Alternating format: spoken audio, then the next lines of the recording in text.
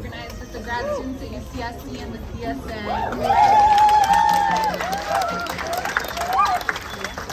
Today I'm here to talk about one thing that I know is on many people's minds, which is what do we do with all of the grief? What do we do with what we want to make the change that we want to see? What is our place in the movement? And I want to tell you about an opportunity that many people may not know about. About 5 years ago, I lived in Baltimore and I worked with a group called Baltimore Doulas for Choice. Woo! And this is an abortion doula project. And when I did that, I learned a lot more about some of the needs that people have as they are seeking abortion or reproductive health care. There's a lot of ways that you can get involved that don't involve, giving money if that's something that you can't do. So for example, the Bay Area Doula Project also provides abortion doula services, and we can create a satellite project here using the structure that was already created by people who've been working on reproductive justice for a really long time. If you have money to give, it's very expensive to have an abortion and to travel to a place where it's now legal. And so you should give funds to these groups. If you have space to give, people travel for abortions and they've been doing that for a while. And a lot of times they need a place to stay. If you get plugged into these networks, that's something that you could provide. If you have time to give, you can be somebody who provides transportation. And if you have the capacity to learn, you can train to be an abortion doula and provide support for people who go through the procedure. In order to do this effectively, you need to learn about the ways that systems of inequality differentially impact low-income people, Black and Indigenous people of color, and people with disabilities.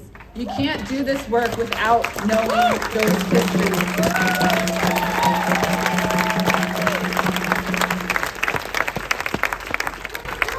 And most importantly, to do any of this work effectively, you need to get involved. During a time when pregnancy and abortion are increasingly criminalized, this work is done in groups where trust is built. So you have to show up and you have to keep showing up. Black maternal mortality rates are incredibly high. How can you feel safe carrying through a pregnancy? If you are an Indigenous person on this land where we have so many missing and murdered Indigenous women, how can you feel comfortable bringing another life into the world?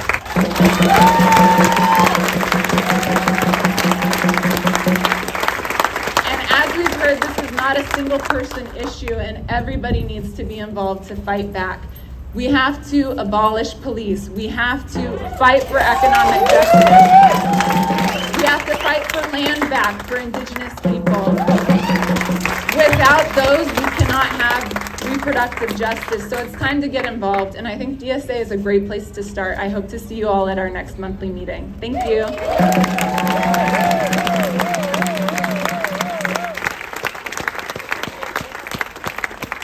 And I'm going to also talk about a different angle that is often neglected in these conversations, which is survivors of domestic violence who are impacted by decisions such as this. So I work in the anti-violence movement specifically to support adult and youth survivors of domestic violence. And I'm not here to represent any agency. I'm not here to represent survivors as a whole. People are not monoliths. They don't have just like single issue lives. But I am going to talk as someone who has been in this field for a little while, who's been in the trenches with people, supporting them through intimate partner violence, someone who works closely with kids in this community, and someone who has survived harm and reproductive control myself. So if we care about stopping domestic violence, which I assume everyone here does, we have to care about reproductive justice. So why is this? Though intimate partner violence happens at all socioeconomic levels to all races and all genders, we know that poor folks, women of color, people of marginalized genders, and LGBTQIA folks experience different and higher rates of violence. Poverty, for instance, is a huge predictor of intimate partner violence. And intimate partner violence is associated with much higher rates of unintended pregnancy, and pregnancy also predicts higher rates of intimate partner violence. It's all linked. We also know, those of us in the field, that reproductive control is really common. 10.3 million people in the United States have reported a partner trying to force them to get pregnant, sabotage their birth control use, or refuse to wear a condom. And what happens in places where abortion is restricted? Those unwanted, unintended pregnancies continue, and there's yet another method for their partner to control them and yet another barrier to leaving. We know that the wealthy are always going to find a way to get reproductive care. We just know that. But those of us at the margins aren't going to, and we're going to be harmed. This land has been bloodied with hundreds of years of violence, and domestic violence is not an accident. It is the result of systemic state-sanctioned violence. How can we have a world without intimate partner violence when we live in such a violent and oppressive country? How can we have a world without intimate partner violence when we live in a world with the police? How can we have a world without domestic violence when all this country has known is violence? To address reproductive justice, we must view all these issues as interconnected. The movement to end domestic violence, racial justice movements, disability justice, labor movements, and queer and trans liberation. All of these issues inform each other, and through working together, we can create a brighter, healthier future. A world that doesn't rely on courts to seek medical care.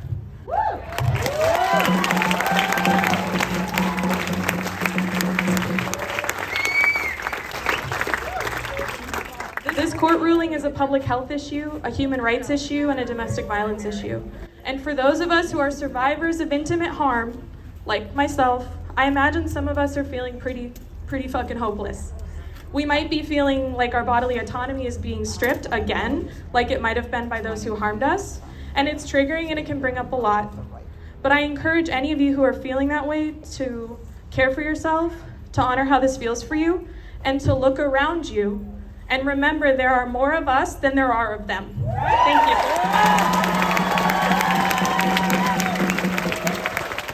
This is an issue that unites people. It unites the young who grew up thinking they'd have reproductive choice. It unites the older who've seen the days when it didn't happen. It unites men and women who come together on this issue. I'll say my grandmother over 100 years ago fought to win the right for women to vote. I started in the mid-60s, meeting women in my own home and giving them information how to find safe abortions in Mexico. That was before it was legal.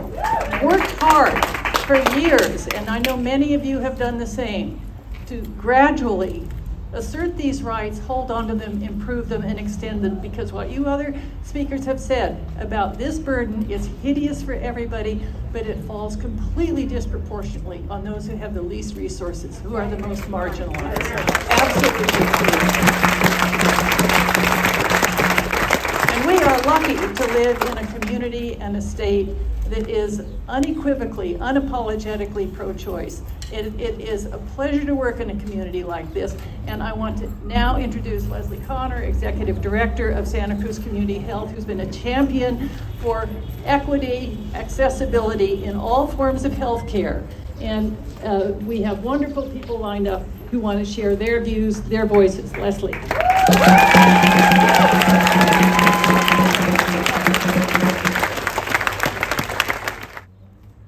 5 religious zealots who do not represent the will of the people because a lying thug who did not win the popular vote tipped the scales in their favor have now ensured the dystopian reality we've been fighting against for almost 50 years.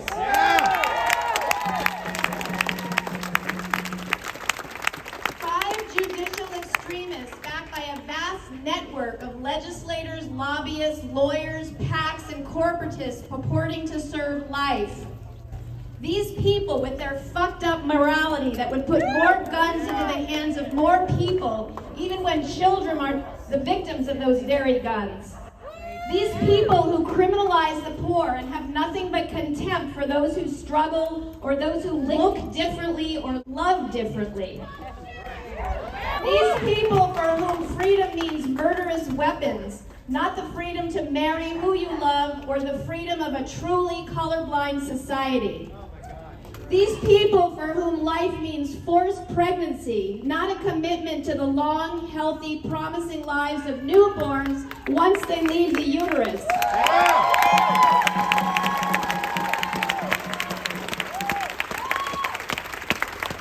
We're here to protest the whole corrupt, rotting lot of them.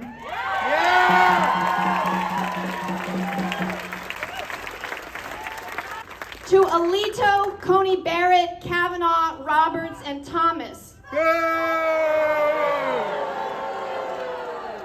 Your religion is not my religion. Your God is not my God. Today you have the power, but you will not have that forever. You have perverted the judicial system, the electoral system, and the healthcare system. But you will not prevail in your oppression of millions and millions of people who do not answer to your God. At Santa Cruz Community Health, we see this every day. Women who struggle as single parents, women working crap jobs for low wages, women with PTSD due to violent partners, women working to educate themselves, free themselves, empower themselves. The state, the zealots, the powerful, the power-hungry do not own these women, not their bodies or their agency.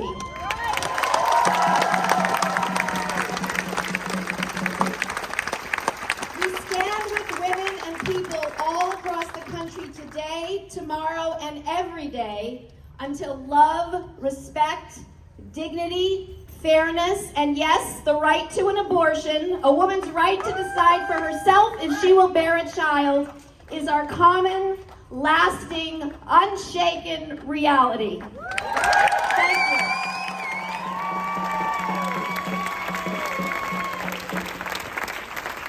I can't believe I have to follow that.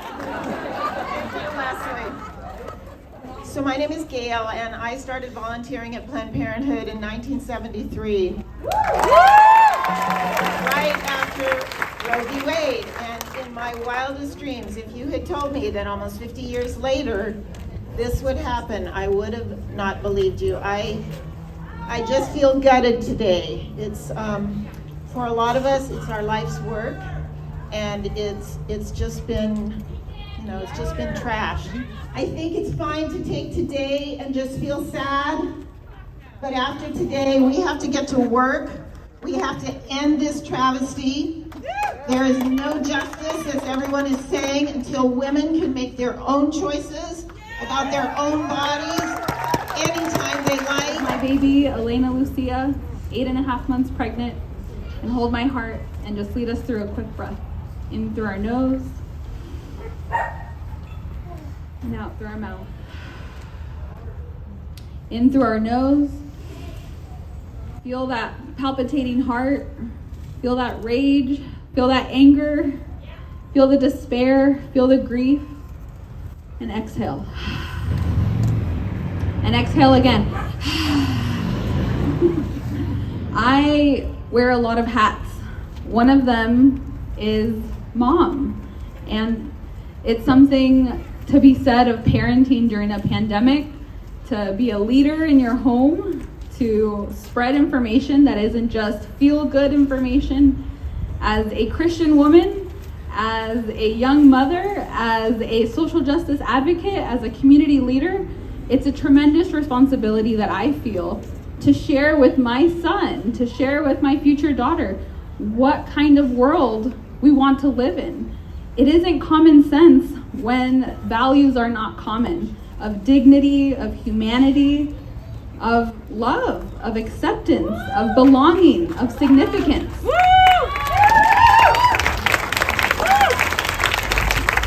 When I talk to my 7-year-old about what do you think abortion means, right? Oftentimes we think our kiddos aren't hearing the news. They're not hearing when mom is crying. They're not hearing when these things are happening, but they do, right? And so having these open, honest conversations in a developmentally appropriate way is something that has been the greatest gift and baggage that I've been carrying. And so when I ask him, what do you think that means? He says, well, it sounds like abort mission, right? And so who gets to decide when you need to abort mission? Everyone should decide for themselves. Right. And so to have a couple of people who have very dangerous values make those decisions for each and every person is not okay.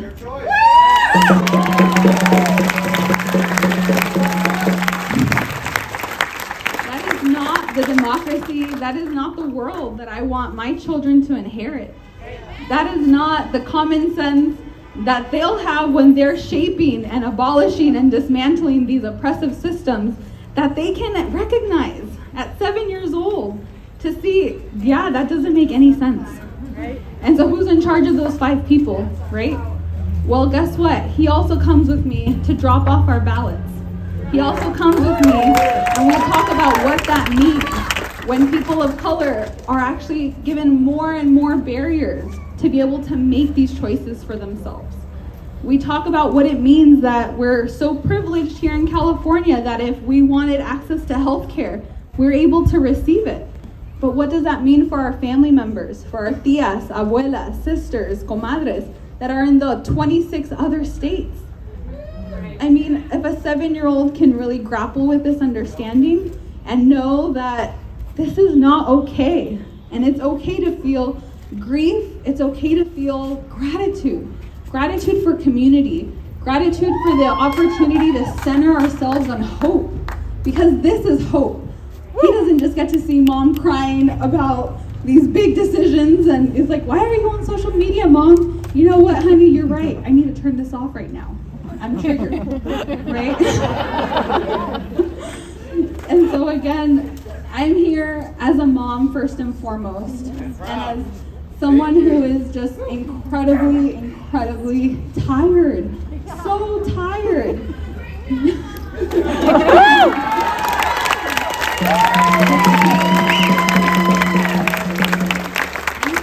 In closing, I really, really do want to leave you with the gift of breath, the gift of bringing ourselves back into our bodies and breathing as often as we can when we're so busy and we feel like we don't have a minute to just stop and breathe. We should take 5. And so I really invite you to take that breath and to know that the things that you are doing in your hearts, in your homes, with your families, with your friends, they do matter. They do amount to a change. We are planting the seeds that we want to see sown, and we're not resting, right? We're committed to that deep action.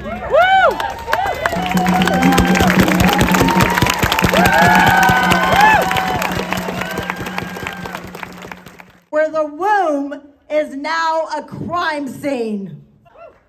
This is unacceptable. We are scared for the health and safety of those who live in states that are eager to ban abortion access. 26 states are expected to ban abortions. The good news in California, we have 15 bills that are going through the legislature to ensure the state of California remains a reproduction services safe state for future generations, all generations to come.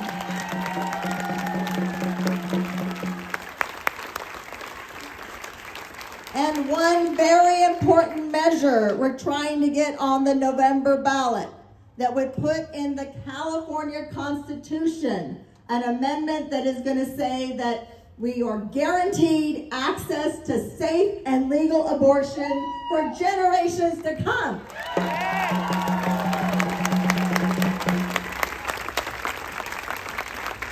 So if you have not contacted your state assembly member and state senator to encourage them to vote for that measure, to put it on our ballot, and then get out and vote in November for those pro-abortion candidates and vote for that constitutional amendment. It was a crazy morning for us. You know, I woke up, and before my daughter was able to say happy birthday to me, she said, "When's the rally?" Because that was what's most important. We live in a land with a Supreme Court whose appointees lied to us.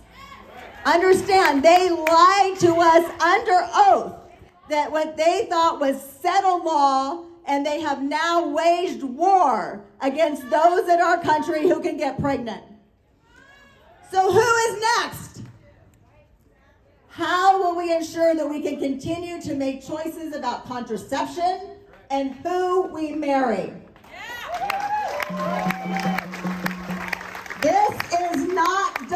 democracy. This is not what 80% of the people in this nation want. We have got to fight back. And the best place to fight back is with your vote.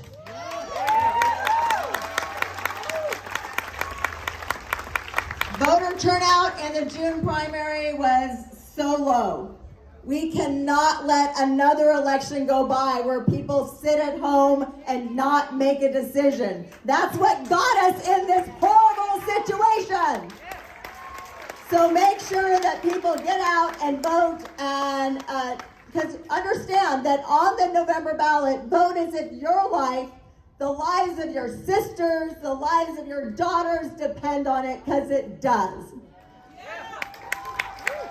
Pissed off and I'm sad. I am sad that this is where our country is today. I'm sad for everyone, because the reality is this is a fight no matter what your gender is, no matter what your ethnicity is. This is a fight of every single person. If you're living, if you're breathing, if you're a fetus, this is the fight. And as I enter my age of reproductive years and my rights are being stripped away from me and my peers, I'm watching it deteriorate. Our bodies are legislated to, they are dictated to, and they are controlled by a government that doesn't know shit about you. This is a government that doesn't know my health, my well-being, or my story, and I'm fighting for it. I am fighting to be more than just the luck of where you live. We are lucky to be in California. Not everyone is lucky like us. We are lucky to still have access to safe and legal abortion. And I cannot fathom the 26 states that are poised to ban an abortion. Oof, deep breaths, right? This is not right. I want to fight so that this government can no longer say what happens to my body or your body. This is a different story for us all, because there are cases of sexual assault and harassment and those who will no longer have this platform or this voice. People who can get pregnant and will suffer. It is not just women that will suffer, it is all bodies that can get pregnant. So we're gonna fight to control our own reproductive system. We've rallied, we've demanded, and we've fought, and we've said we won't go back. And we're back, and we will fight.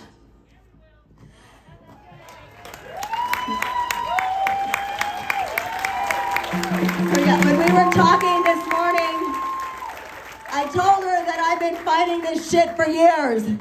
And we've rallied and chanted for decades that we won't go back. But now we're at this devastating crossroads in our history where we must rise up and fight back. Say it with us. Rise up, fight back. Rise up, fight back. Rise up, fight back. Rise up, fight back.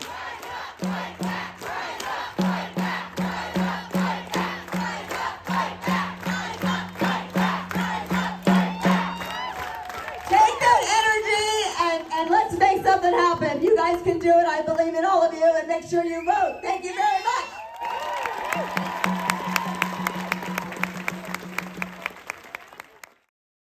I go by Glow. You know, it's like, how many of these damn things do we need to have before we get our rights? What I said at our last rally is that I need all of you, because I have stage 4 cancer. I was supposed to have started treatment today, but of course the machine broke. So, and for those of you who know and remember the wonderful, great Urvashi Vad, I saw her, you know, she was on YouTube recently, and she said it's a true irony that she spent all her years, so many of her years, fighting Big Pharma, and now they're keeping her alive, or they were keeping her alive. So I find myself in that same place of like wandering around, like, is this it? is this the last day? And you know, I hope not, because I got shit to do still.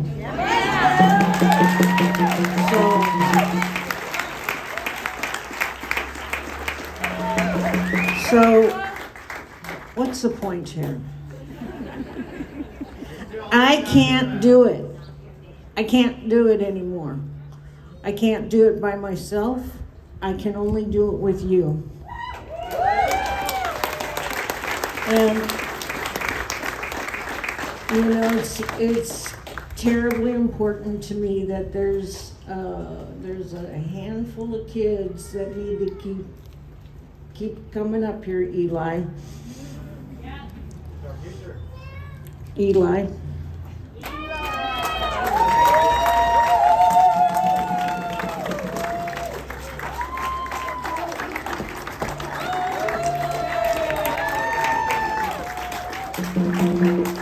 This is my team. And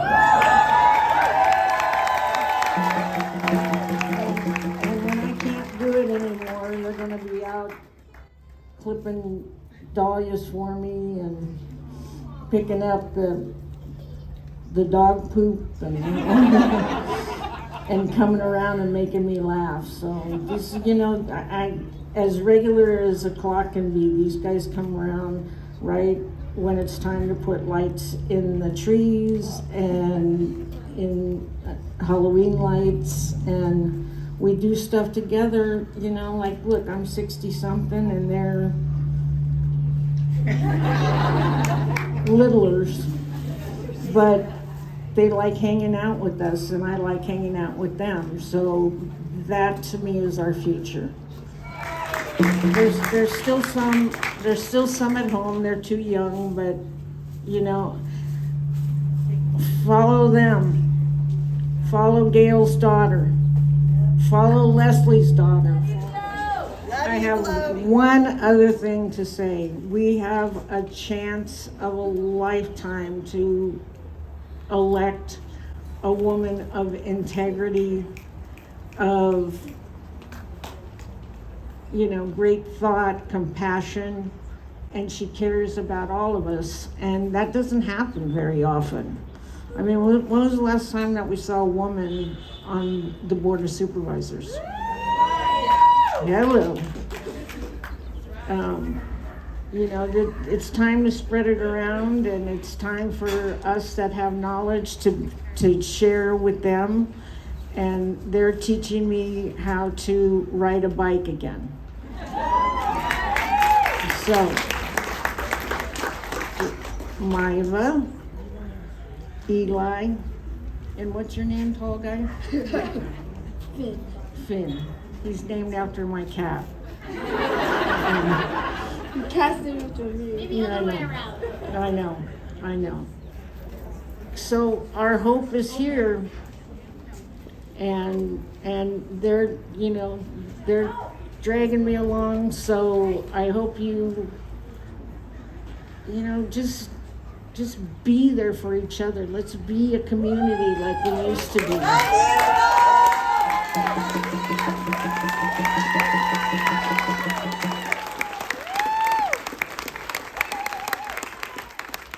I think we're done. Sorry.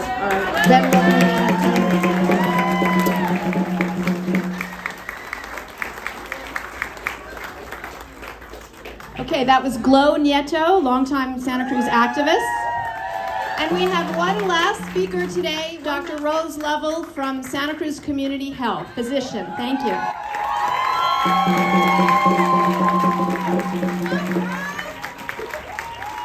All right.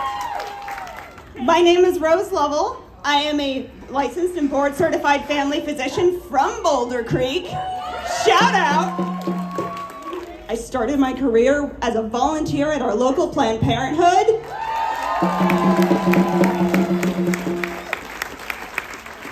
And a special shout out to Jen Hastings. I was lucky enough to be able to be trained in providing abortions when I did my residency locally down in Natividad. Not everyone gets that opportunity. And from that experience, that was the most honoring and humbling experience of my career. Brave, brave people who desperately needed help, and we did it.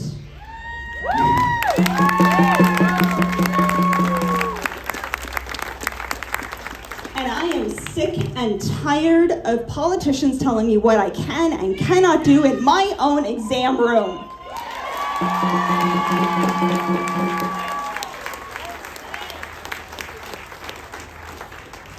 Whether it's reproductive health care, whether it's trans care, whether it's telling me whether I can do my hospice care, whether it's physician aid in dying, I don't care. I want them out of my office room.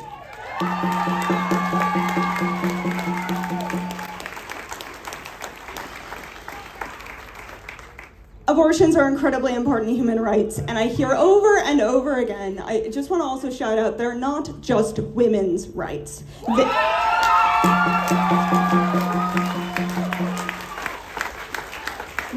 They reflect all of bodily autonomy. What happens to our bodies, regardless of what reproductive anatomy we happen to be born with or acquire somewhere along the lines, it is incredibly important. So shout out to all of our transmasculine folks, all of our intersex folks, all of our non-binary folks.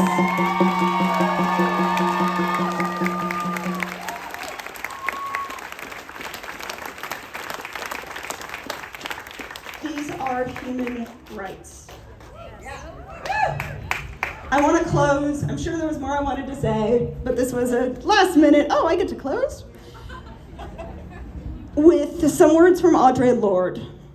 Caring for ourselves is not just self-indulgence, it is self-preservation. And that is an act of political warfare. Everyone, please take good care of yourselves, continue to mask, and I only want to see you in my office if you're well. Come get vaccinated and I'll see you in clinic.